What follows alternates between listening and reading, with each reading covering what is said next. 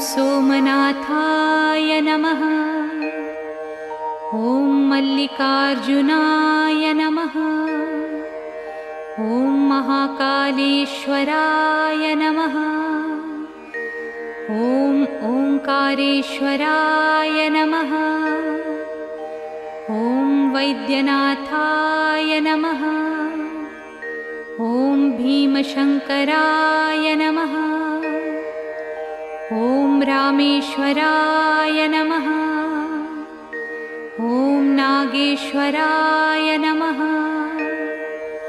ॐ विश्वेश्वराय नमः। ॐ त्र्यंबकेश्वराय नमः। ॐ केदारेश्वराय नमः। ॐ भुस्मेश्वराय नमः।